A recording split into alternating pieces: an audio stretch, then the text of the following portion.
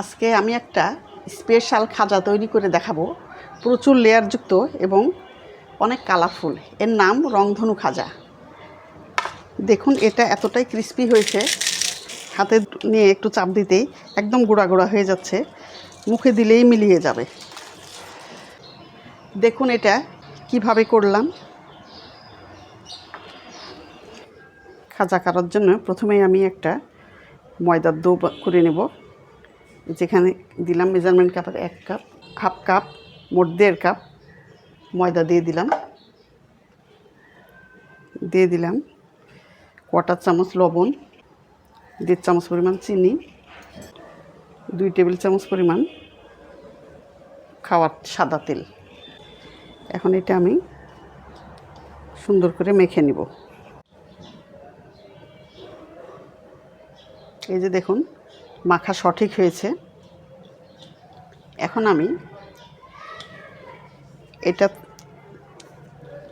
আমি বিভিন্ন কালার দিয়ে আমি এই ময়দাটা মাখিয়ে নিব।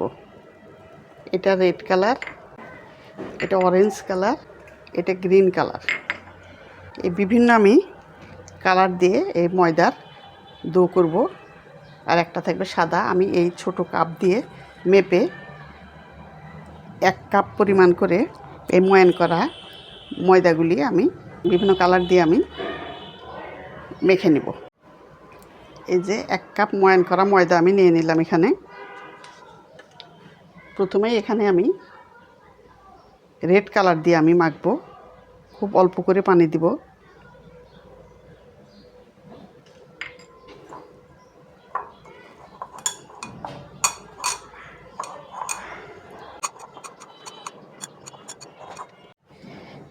এই যে আমি বিভিন্ন কালার দিয়ে আমি 4 রকম কালার, একটা সাদা, লাল, সবুজ, কমলা, এই কালারগুলি আমি দিয়ে ডো বানিয়ে এটা আমি কিছুক্ষণের জন্য রেস্টে রেখে দিব। একটা ভেজা ন্যাকড়া দিয়ে এটা আমি কিছুক্ষণের জন্য রেস্টে রেখে দিচ্ছি। 20 মিনিট পর আমি ফিরে আসলাম। এই যে আটার ডোগুলি বেশ সুন্দর সেট হয়ে গেছে। এখন আমি এটা একপাশে রেখে দিলাম।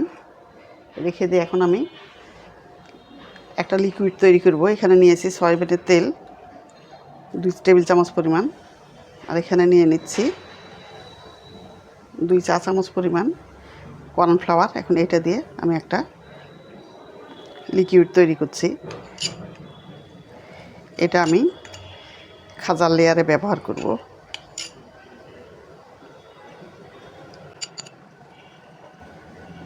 এটা আমি একপাশে রেখে দিলাম। এখন প্রত্যেকটা ডো আমি অর্ধেক করে নেব।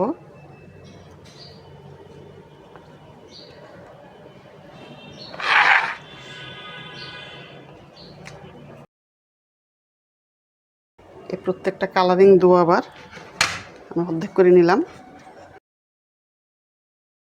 এখন আমি একটা করে লেচি নিয়ে আমি রুটির আকারে বেলে নেব।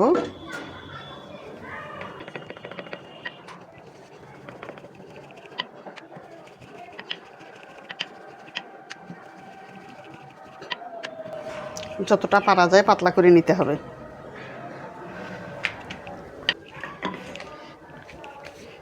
এভাবে আমি একটা করে রুটি তৈরি করে রাখবো। প্রত্যেকটা কালারের আলাদা আলাদা করে রাখবো। এই যে দেখুন, আমি প্রত্যেকটা কালারের রুটি একটা করে বেলে নিয়েছি।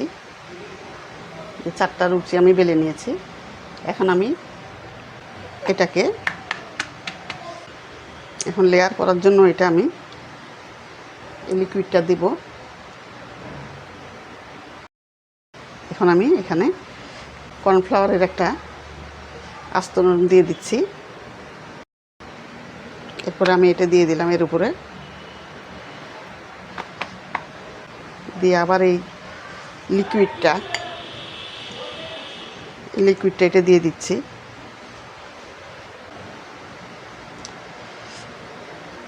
এরপরে কর্নফ্লাওয়ারের একটা লেয়ার দিয়ে দিচ্ছি। সব শেষে লাল কালারটা দিয়ে দিলাম। এরপর আমি আরেকটু বেলে নিব, আরেকটু পাতলা করে নিব এটা।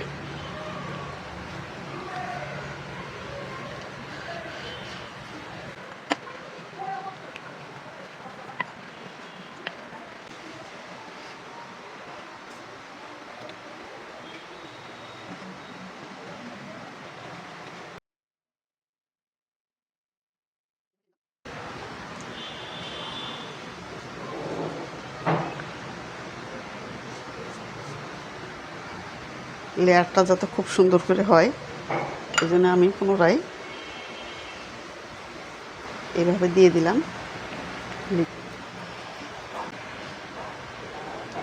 কর্নফ্লাওয়ার তারপরে খুব টাইট করে করে আমি এইভাবে এই যে সব এগুলি এইভাবে করে নিয়েছি।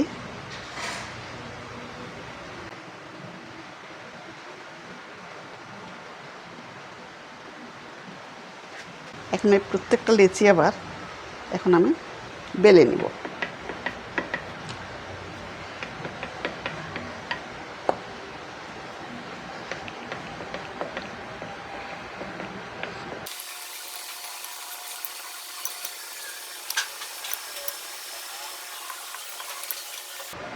এই যে দেখুন এভাবে আমি বেলে নিলাম। এখন এভাবে করে প্রত্যেকটা লেচি আমি বেলে নিই।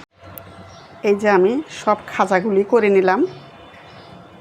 এখন একটা এক পাশে এটা রেখে দিয়ে এখন একটা আমি চিনির শিরা করবো। এই জন্য এখানে হাফ কাপ চিনি নিয়েছি। এখন এতে সামান্য কয়েক চামচ পানি দিয়ে দিলাম, দিয়ে একটা গাঢ় শিরা করব। দিয়ে দিলাম একটুখানি লেবু, তাহলে শিরাটা শক্ত হয়ে যাবে না। তো এইরকম একটা গাঢ় শিরা তৈরি করে নিলাম। এটা ঠান্ডা হলে আরও গাঢ় হবে, যেহেতু লেবুর রস দিয়েছে এই জন্য এটা জমে যাবে না। এখন এটা আমি এক পাশে রেখে দিলাম। এখন একটা প্যানের মধ্যে তেল নিয়ে আমি চুলাটা জ্বালিয়ে দিলাম। তেলটা একটু হালকা গরম হতেই আমি একটা খাজা দিয়ে দিলাম।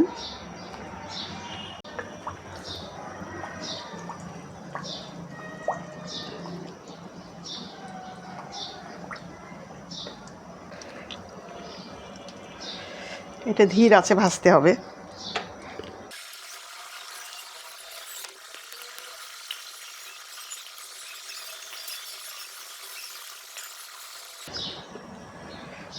এই যে দেখুন সুন্দর লেয়ারগুলি খুলে খুলে যাচ্ছে।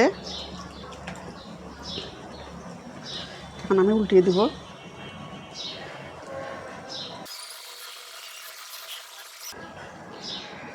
দারুণ স্বাদের এবং দেখতে সুন্দর এই খাজাগুলি যদি আপনাদের ভালো লাগে তাহলে আমার চ্যানেল রাজশাহী কিচেন স্টোরি এতে সাবস্ক্রাইব করবেন, লাইক দিবেন এবং কমেন্ট করে জানাবেন রেসিপিটি কেমন হলো।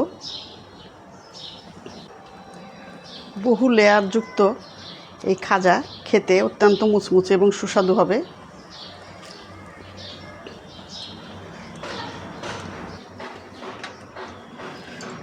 এটা আমি এখন উঠিয়ে নিব। চুলাটা বন্ধ করে দিলাম এবং বন্ধ চুলায় আমি আরেকটা খাজা দিয়ে দিলাম।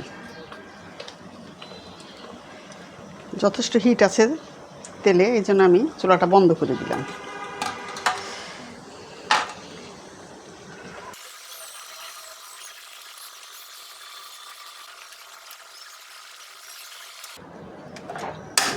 চুলাটা আবার একটু ধীর আছে জ্বালিয়ে দিলাম। এইভাবে আমি সবগুলি খাজা আমি ভেজে নিচ্ছি। এরপরে আসছি এর পরবর্তী পর্যায়ে। এই যে দেখুন সবগুলি খাজা আমি মুচমুচে করে ভেজে নিয়েছি। এখন এখানে এই চিনির শিরা একটু করে ছড়িয়ে দিব, খুব বেশি দিব না, অল্পই দিব। কেউ চাইলে চিনি ছাড়াও শিরা ছাড়াও খেতে পারে। আটাতেই মিষ্টি দিয়ে দিয়েছিলাম, এই জন্য হালকা মিষ্টি আছে। এরপরে আমি একটু করে চিনি শিরা ছড়িয়ে দিচ্ছি। এটা রেখে খাওয়া যাবে অনেক দিন। এই যে আমার হয়ে গেল রংধনু খাজা, স্পেশাল খাজা, মুখে দিতেই মিলিয়ে যাবে।